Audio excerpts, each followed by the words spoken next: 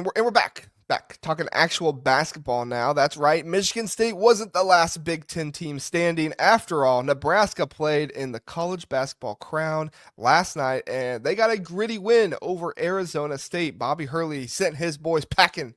Last night, Nebraska pulled off a wild comeback to beat Arizona State 86-78 in round one of the college basketball crown in Las Vegas. And this game was a tale of two halves. The first half, honestly, one to forget for the Huskers. They hadn't played in 22 days, and it showed 8 turnovers, just 2 assists, and they trailed by 8 at the break. It was sloppy, it was rusty, and Arizona State looked like they were in control for a good amount of that game. But then the second half happened, and Nebraska flipped the script entirely, outscoring the Sun Devils 56-38 after halftime. Bryce Williams led the charge with 30 points. Dude was unstoppable. Juwan Gary added 18 as well, including some highlight reel dunks, and Connor Sejan, he woke up in the second half.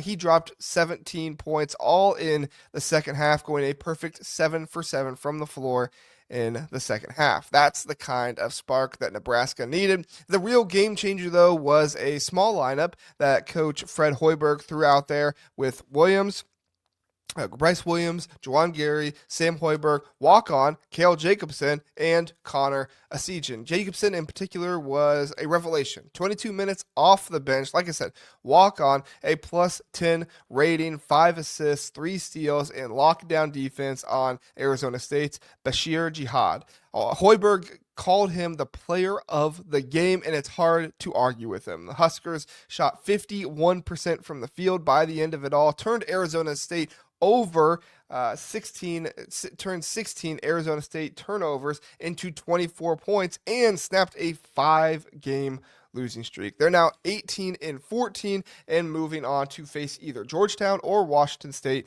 on Wednesday night. Unfortunately, I didn't stay up for that one, so I need to check and see that one. Just open your app. You can look. But they'll play Wednesday night, 8:30 Central Time. What a way to kick off their postseason. Now, let's look at the other side of things, because tonight, USC plays Tulane in the first round at 8 p.m. Pacific time on FS1. So if you're on Eastern time like me, it'll be like 11 o'clock tonight. Jeesh. The Trojans are coming off a 16-17 season in their first full year in the Big Ten under Coach Eric Musselman. They last played on March 13th, falling 76-71 to number 20 Purdue in the Big Ten tournament. Desmond Claude's been their go-to guy, averaging 16.3 points per game, and Wesley Yates chips in with 14.1 as well. USC's offense is solid. They've got 117.1 offensive rating, 38th best in the NCAA per KenPom, but they've lost 9 of their last 12, so they're hungry for a reset. Got to play some defense in this one. On the other side, Tulane's 19-14 and finished 4th in the AAC. They've got a stout defense, holding opponents to 69 points per game, 31% from 3, but here's the twist. They're down 2 starters. Caleb Banks, their second leading scorer and top rebounder, and Cam Williams, their 5th leading scorer, hit the transfer portal.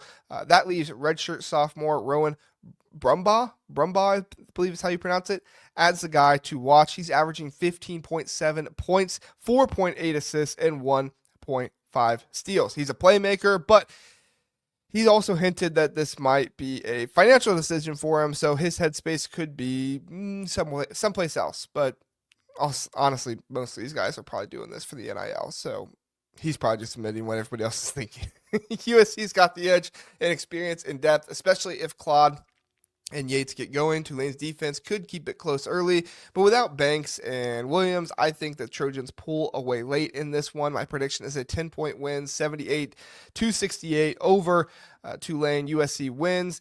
Winner gets Colorado or Villanova on Thursday night. That game's not been played yet, so that one's not my incompetence. Could be a fun one. So what do you think the college basketball crown so far? I think it's a cool concept, honestly. 16 teams from the Big East, Big Ten, Big 12, plus some at-large bids like the AAC, Tulane as well, all battling it out in Vegas from March 31st to April 6th. Feels kind of like bowl games in football with a tournament aspect to it. So Nebraska's win last night showed there's still fight in these teams, but even if it's not NCAA tournament energy, the pace is pretty quick, which I love. No dragging it out or anything like the NIT tends to do at times. Plus, there's a cash incentive for players, and obviously that's getting some players to still remain playing in this one. But the timing is weird. Starting March 31st feels late. Most postseason vibes are fading away by now. Everybody's pretty much focused on the portal. It's almost like those spring football leagues that pop up and feel out of place. I know the Big Ten teams. I know the Big Ten teams, so I'm locked in with watching them. But honestly, I didn't watch much of Arizona State this year. They were 13-19. I gravitate more toward good basketball, which can be hard in the Big Ten sometimes. But I'll endure it all for you, making sure that I bring you the goods here. Still, there is potential there. If they tweak the schedule and keep the intensity up, this could grow into something in my mind. It could grow into something special. All right. That's it for today's episode. Nebraska's moving on. USC's gearing up for the crown game against Tulane with an intriguing start. Thanks, everybody, for watching. Don't forget to like, subscribe, hit the bell so you don't have to miss a thing. I'll be back Thursday morning at 9 a.m., hopefully recording this the night before so the sun isn't it's terrible for me.